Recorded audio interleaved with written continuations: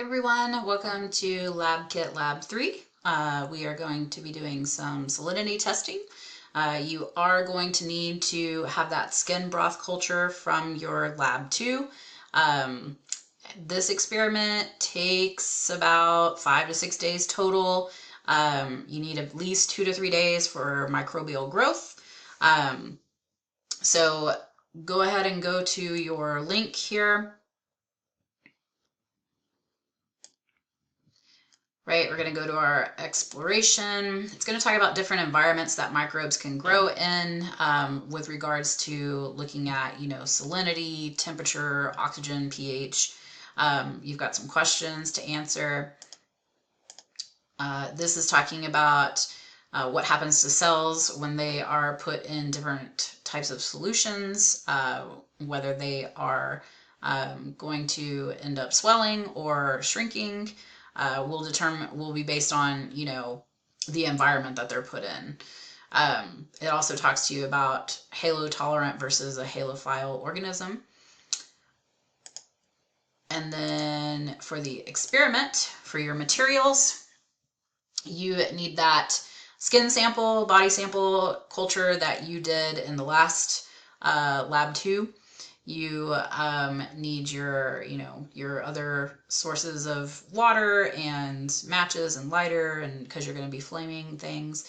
And then for your lab kit, get the nutrient broth tubes that have 1% NaCl, 15%, and 7%. Hopefully you did not use those in lab 2, because I warned you about that. So you're going to be inoculating each one of these tubes with your skin sample broth and seeing how well it grows or does not grow. So going to the actual experiment itself, you are going to light your candle, take the lid off the 1% sodium chloride tube, and flame it to sterilize it. You're going to get your body sample broth, flame to sterilize it. You're going to pipette 2 drops of the body sample culture broth into that 1% NaCl tube.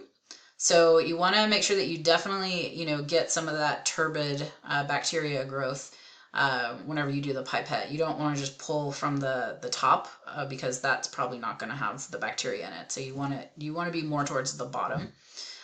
So put 2 drops in that NaCl tube, flame it, close it, repeat the exact same steps for the 7% and the 15%.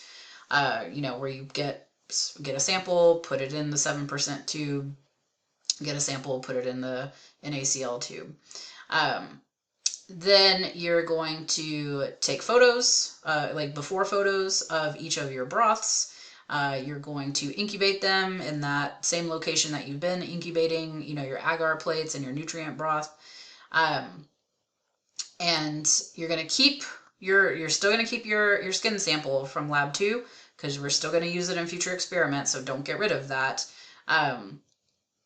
After your 3 tubes have incubated, you're going to look for that turbid growth. Then you're going to take a picture of them after they've incubated. And then once you're done with them, you can get rid of them. You don't need to keep the NaCl broth tubes, okay? But you do need to keep the skin sample one. So you've got questions to answer. If you go to your data table, there's your 3 pictures of your before, sodium broth tubes. After they've incubated, what observations do you like? What does it look like? The result, is it turbid? Is it not turbid? So, if it's clear, that means that the bacteria didn't grow. If it's turbid, that means that it's growing. And just depending on, where you got your skin sample from on your body will determine whether or not it can survive in high salt environments, right? And then you've got your photos for each one of your, your after photos pasted here. All right. And then after that, you've got your evaluation questions to answer, and then you are done.